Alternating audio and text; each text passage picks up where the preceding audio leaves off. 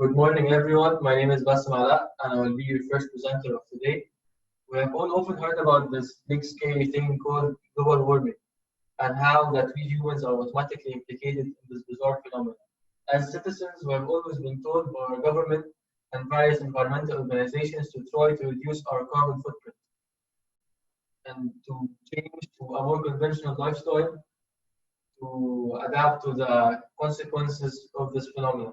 But what is this big scary thing called global warming?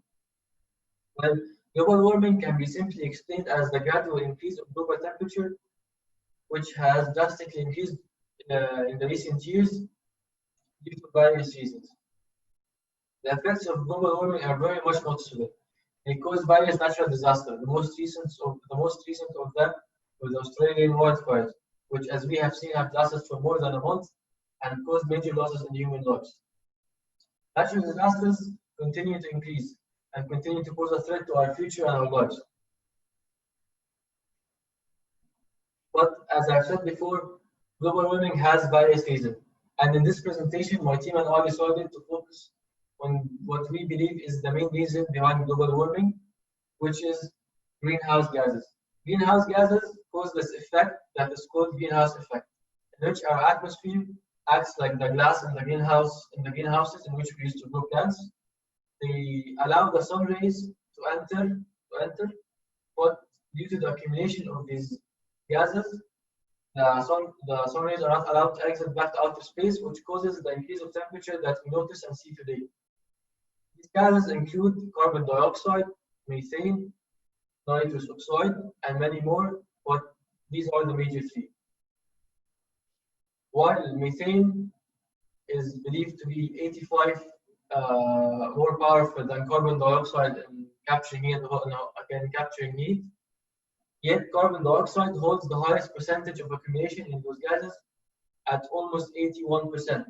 Scientists believe this high percentage is caused by humans and their actions, like burning fossil fuels and the industrial revolution, which is believed to be one of the major causes behind global warming.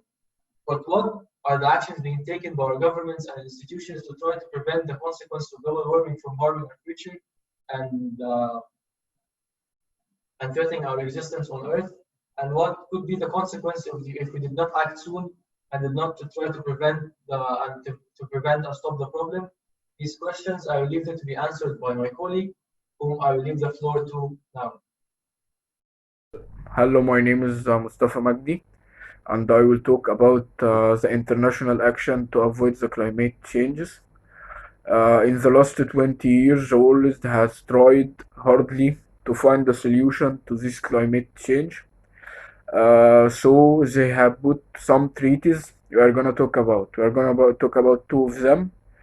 The first treaty we are gonna talk about is the Intergovernmental Panel, the IPCC, in 2007. It was put by the United Nations to find a world statement and a scientific statement to the climate change. It has fulfilled and come out with mainly 3 points. I will tell you about them. The first thing is to study the new changes and the new effects that happen due to the climate changes. Second thing is to study the rise in the sea level and its effect in the biological and physical environments. Third thing is to come out with solution and our chances to adapt with this climate change.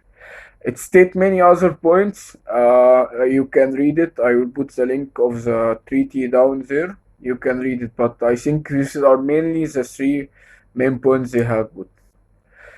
Second treaty was the Kyoto Protocol. It was put in 1997. In 1997, it has continued what happened by the UNFCCC in 1992. It has implemented what the UNFCCC stated in 1992 on the real life. It has implemented its theoretical things in the real life by decreasing the greenhouse gases by decreasing the greenhouse gases, which led to the decreasing in climate change. So many people in the world think that the Kyoto Protocol has failed its mission for mainly two reasons.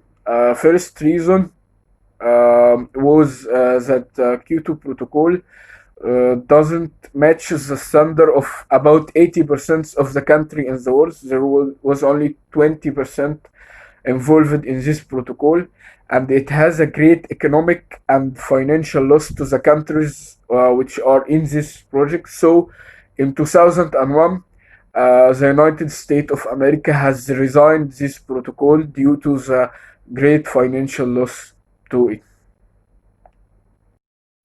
So, what are the consequences that we are facing today from the global warming? First of all, the melting of the ice at the two poles, the glaciers of ice at the two poles, will make great floods and rising of the sea levels, which will affect many countries. Second thing, the hurricanes in the last 30 years has risen greatly, which affect badly many animals and many plants badly. The hot the temperature of the planet is rising, but there are other consequences that we are facing tomorrow. That countries like Holland, Belgium, and many islands will be at risk from rising of sea levels. Human will suffer from serious respiratory problems by coming of 2050, about 1 million of the living things will extinct, uh, increase the global insecurities and conflict over limited resources. What this means, it really like in the coronavirus, many people goes to the stores to buy all what is there, and there is many things. Why are you doing this? Fifth thing that we have to be ready to face it tomorrow is the developing world to suffer from drought, like not having much water to get us all. So you have to start with yourself and to reduce your greenhouse gases and to to repair your car or to convert it to an electrical.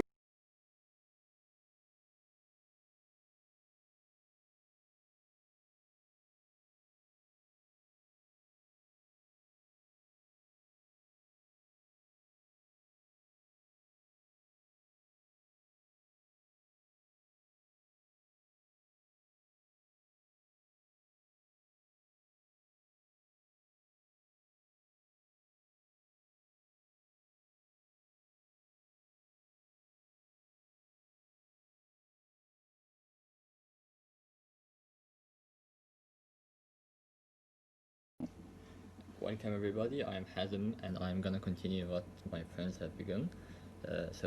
Yeah, you are scared, confused, don't know where to start. I will give you some tips that will make life better and clean. First of all, replace the normal bulbs with fluorescent bulbs. Actually, by replacing the normal bulbs with fluorescent ones, you will save about 75 kilogram of carbon dioxide per year burned to produce the normal bulbs. And next, unplug your computer, TV, or phone charger when not in use.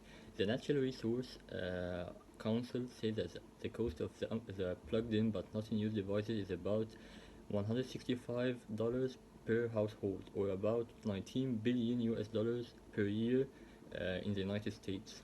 That amounts to about 44 million tons of carbon dioxide burned each year for electricity. So we must unplug our computers, TVs, and all the devices that we are not use them. Okay, the next thing is try to drive less, carpool with your friends, walk or use bicycles or public transportation. Try to reduce the amount of fuel burned in your country. Okay, and next, don't leave the tap running. When you are washing your plates, brushing your teeth, try not to leave the tap running. Try to save more amount of water. Try to save this planet. Okay, and least but not last, live the 3R rules. Try to reduce the amount of pollution in Earth. Try to print on both sides of papers to reduce the paper wastage. Try to avoid using disposal plates and spoons. They add because they add to the problem and result a large amount of waste. And try to use the reuse rule. You can reuse the old newspaper to pack items. Waste paper, you can use them to make sticky notes or anything instead of buying new papers. The old clothes, you can donate them to the street children. Okay, and next, recycling. Recycling is very important as waste has a huge negative impact on the natural environment. Harmful chemicals and greenhouse gases are released from the rubbish from the landfill site. So recycling helps to reduce the amount of pollution on Earth. And now the future is ours to make. Your decision matters. Together we can set an example of how to treat our planet with the respect it needs. So thank you everybody, and if anybody had any question, please feel free to ask, and we are available to answer all of them.